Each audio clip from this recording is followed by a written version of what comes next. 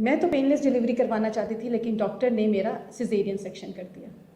Patients की ये बहुत ज़्यादा कंसर्न होता है कि हमने एपिड्यूरल डिलीवरी करवाने की कोशिश की, लेकिन इन द एंड हमारा सिजेरियन हुआ। एपिड्यूरल डिलीवरी और पेनलेस डिलीवरी क्या है? अगर आप अपनी एपिड्यूरल एनाल्जेसिया के थ्रू डिलीवरी करवाना चाहते हैं तो अपनी डॉक्टर से डिस्कस करें। इसके कुछ रिस्क हैं और कुछ बेनिफिट्स हैं। इसका सबसे बड़ा बेनिफिट ये है कि through out 8 to 10 hours of labour pains आपको सिर्फ माइल्ड पेन्स का एहसास होता है, जबकि वैसे ये दर्दें बर्दाश्त करना बहुत मुश्किल है। लेकिन इसका एक स्लाइट रिस्क है जिसमें increase chance of C section है, जो कि नॉर्मल डिलीवरी में भी उतना ही है अगर आप एपिड्यूरल या पेनलेस डिलीवरी नहीं करवा सकते।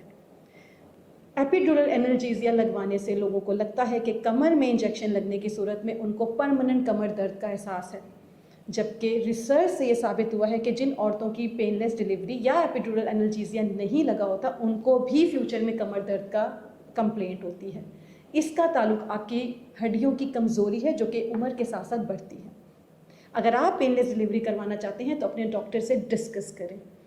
पेनलेस डिलीवरी हर वक्त पेन्स के सूरत में आपको उस वक्त लगाई जाएगी जब आपकी लेबर पेन स्टार्ट हो जाएंगी, और इसके साथ साथ आपकी लेबर को मॉनिटर किया जाता है।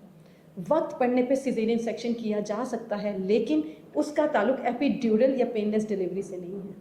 बहुत सी माओं का ये कंसर्न है, क्योंकि पहले वो पेनलेस डिलीवरी का कॉन्सेप्ट के साथ डिलीवर नहीं होते हैं, लेकिन वक्त गुजरने के साथ साथ साइंस की इतनी तरक्की हो गई है कि अब इस तरीके से बहुत सी लड़कियां विदाउट पेन के एहसास से ना सिर्फ नॉर्मल डिलीवर हो सकती हैं, बल्कि हेल्थी प्रेगनेंसी आउटकम को भी हासिल हो सकता है। सिर्फ वेरीफाइड डॉक्टर से अपॉइंटमेंट बुक कराओ।